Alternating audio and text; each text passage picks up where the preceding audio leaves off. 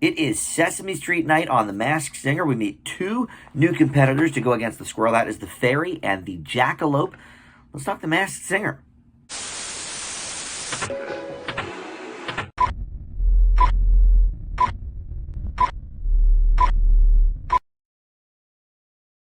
Hey guys, Dan here. This is Dan Reviews It. Welcome to my Masked Singer recap and reaction video. We are in season 9 and it is Sesame Street night.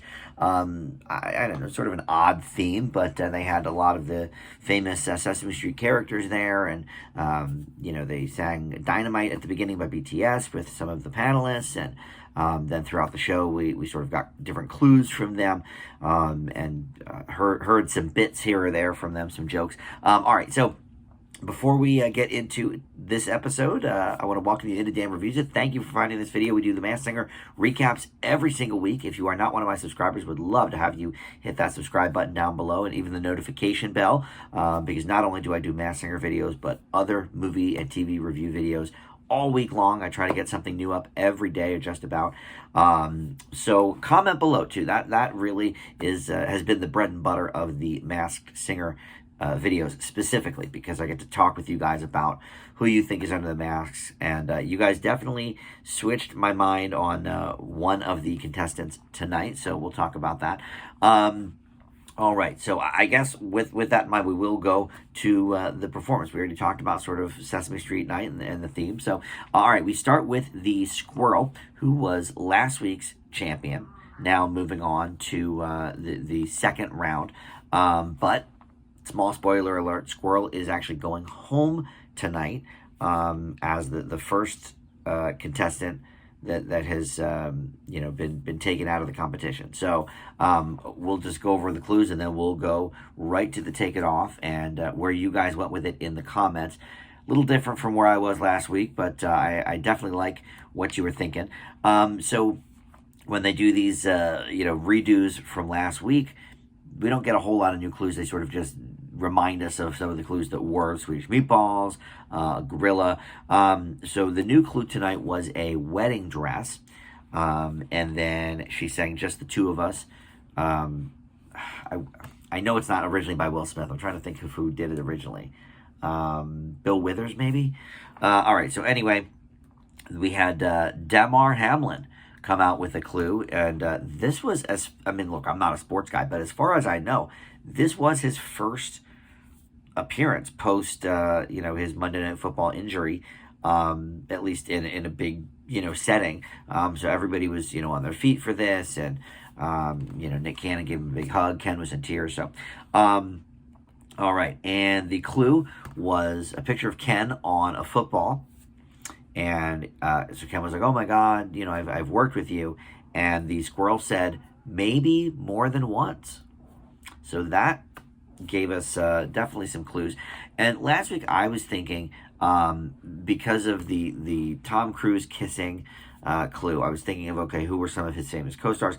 I went with Rebecca De Mornay from the early 80s. Risky Business was the movie. But in the comments, you guys made it clear that this is someone else. And I actually should have thought of this person, but the movie is so bad that I just didn't think of it. But Rock of Ages, which featured Tom Cruise, also featured a woman named Malin Ackerman. And she is a very funny lady, and she is Swedish. Rebecca De Mornay, not really Swedish. We did have a plate of Swedish meatballs last week. It doesn't necessarily mean this person is Swedish, but, maybe. And Malin Ackerman is, so that certainly helps that. She has helped, or she has kissed Tom Cruise. So the guesses from the panel tonight include Katherine Heigl, because Ken Jeong was in 27 dresses. I'm sorry, she was in 27 dresses. That's what the dress is for. Ken was with her in Knocked Up. Kate Hudson, who was in The Bride Wars or something like that. But she has actually kissed Tom Cruise. Nicole Sherlock Shersey did some digging on this, and Tom Cruise presented her with the Golden Globe for Almost Famous, and I guess, they embraced when he presented it to her. So Kate Hudson has kissed Tom Cruise. Anne Hathaway, I should say Jennifer Nettles from the new show Farmer Takes a Wife. on Fox, was the guest panelist tonight. This is the first time they've had a guest panelist all season. And she is in a country band that I can't think of their name right now, but I know her most as a singer from that Bon Jovi song, Who Says You Can't Go Home, which is a great song. And she performs with him on that. I'm not a huge country guy, but I know she's in a big band. It's not Lady Antebellum. I can't remember what it is. But anyway, so she hosts this new show, Farmer Wants a Wife. She guessed Anne Hathaway. But Jenny was with you guys in the comments and guessed Malin Ackerman. So as the squirrel is the first to be unmasked, we're going to go to that in a second here. So let's get the final guesses from the panel. And they're mostly the same. Ken said Katherine Heigl, Nicole said Kate Hudson, Jennifer said Anne Hathaway, and Jenny said Malin Ackerman.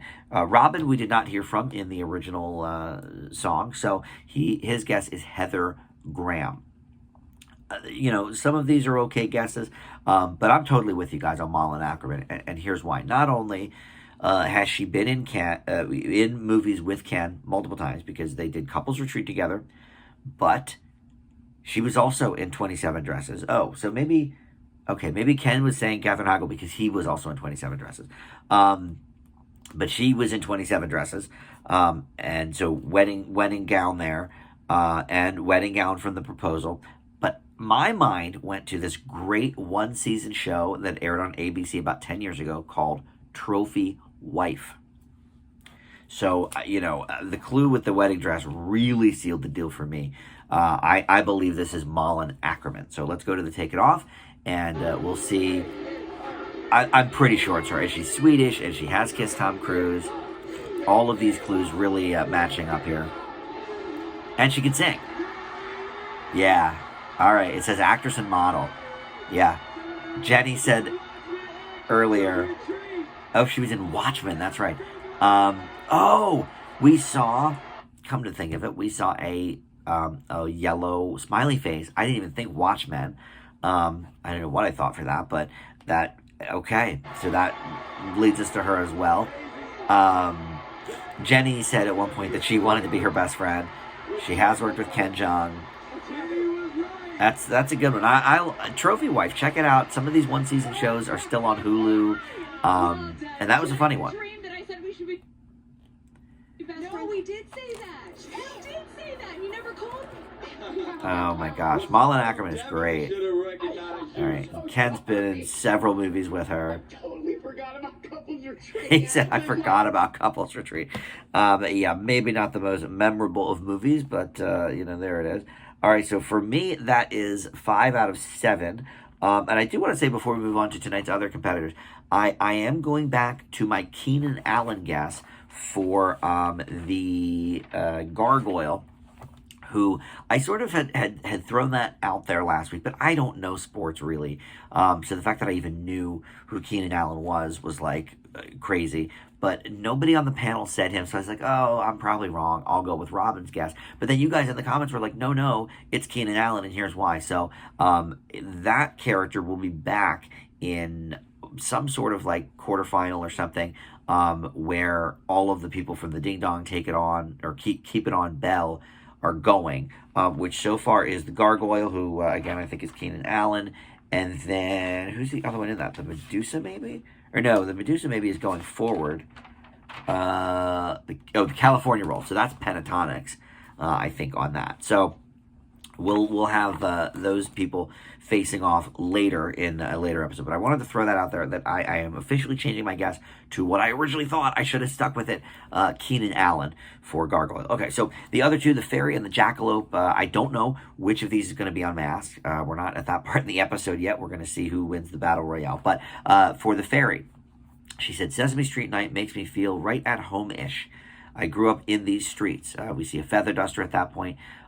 She said, you might say I'm a Nepo fairy. That's, a big thing within the last year or so, calling people Nepo babies and stuff. This is for nepotism. So this means this person has a famous father or mother, and they sort of joked that Robin is a Nepo baby because, of course, his dad, Alan Thicke.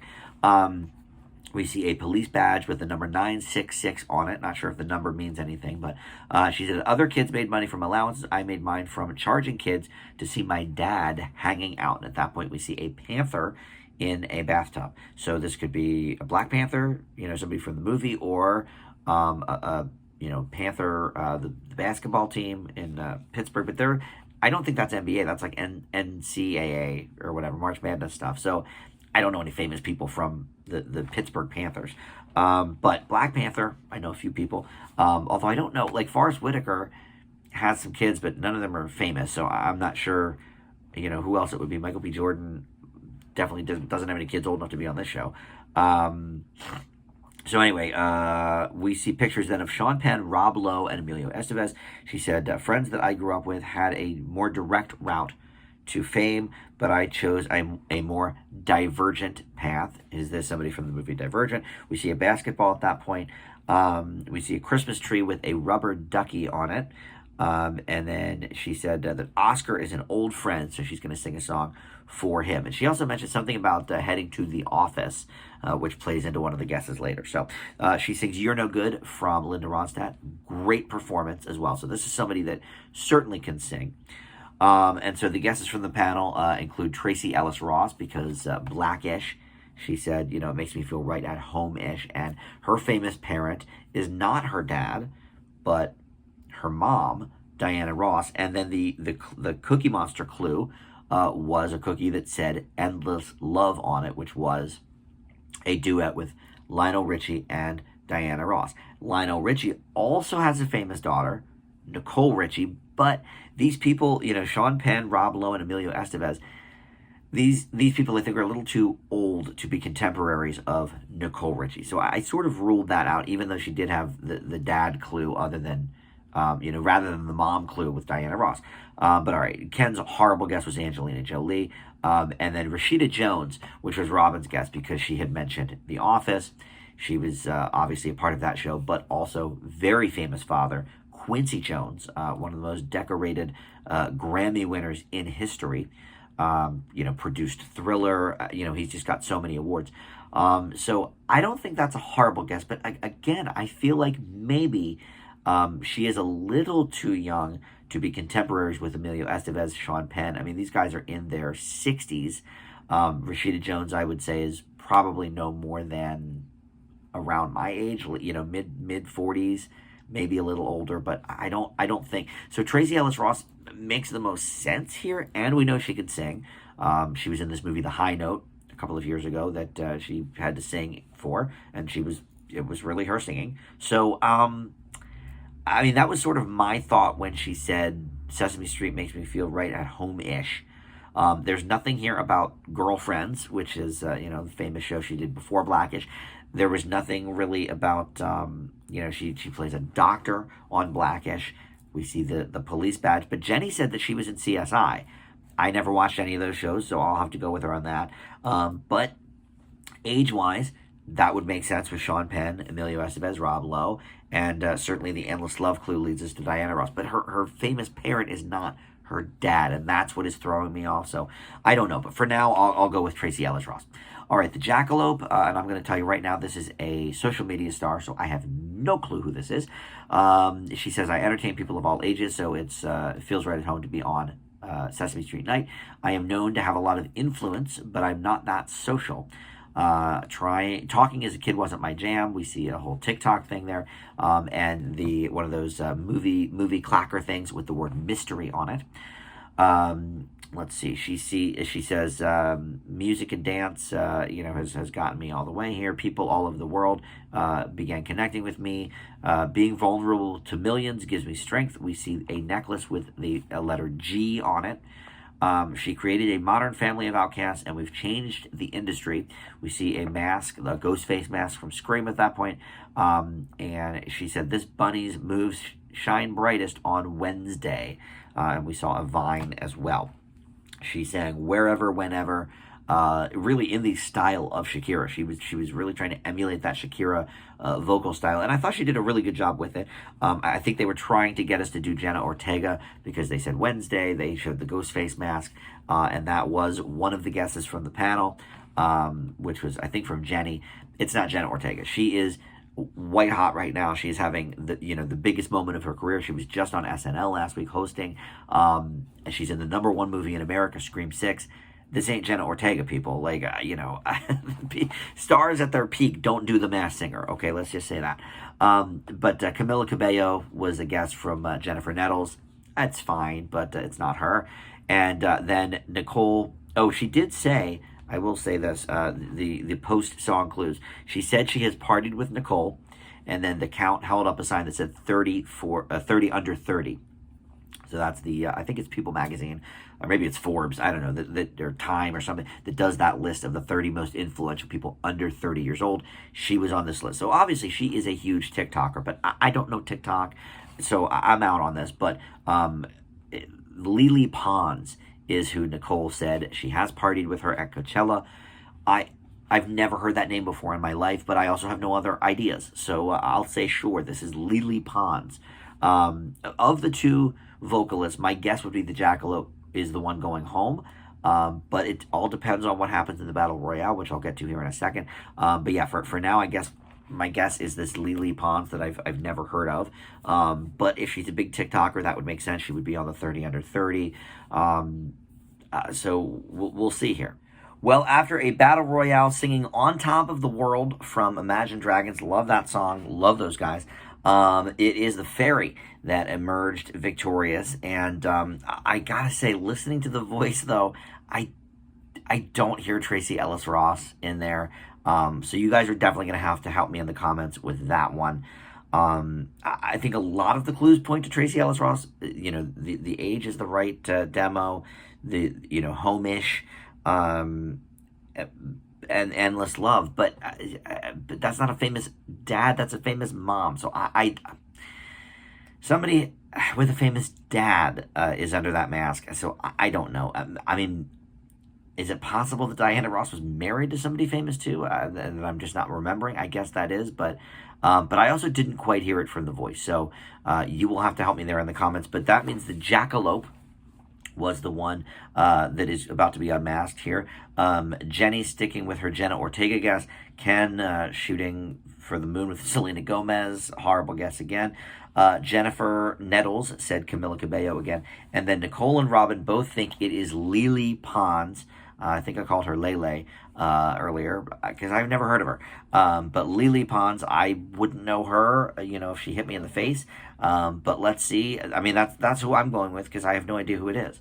And what's sad is I get to count that as a victory, even though I never heard this person, if that's who it is, because I guessed it before the takeoff. But yeah, I mean, I've never heard of her before the show, so it's sort of it would be a correct guess with an asterisk if it is her. But let's see here. When they unmask, I won't know anyway. It is Lele Pons. Superstar, okay. It does say actress, so maybe she is in the new Scream movie. I haven't seen it yet. One of the most followed influencers. Okay. Well, see, I'm not on TikTok, so I didn't know. Although Nicole did say she had a YouTube following as well that's very big, so.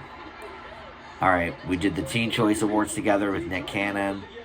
I don't watch the Teen Choice Awards, so all right. This is like when, what's it called? She said, I've been practicing my Shakira impersonation since I was a kid.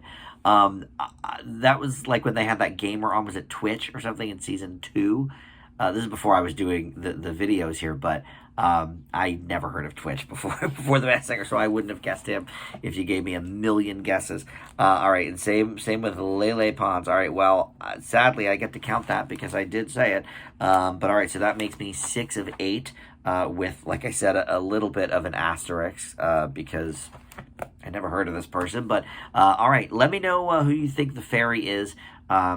I'm not confident with my Tracee Ellis Ross guess. I just am not, for the reasons I've already stated. But next week we will have another new episode. So we will have the Fairy sing one final time before the quarterfinals, and then 2 new competitors will go up against her. So thanks for watching. We'll see you then. Bye.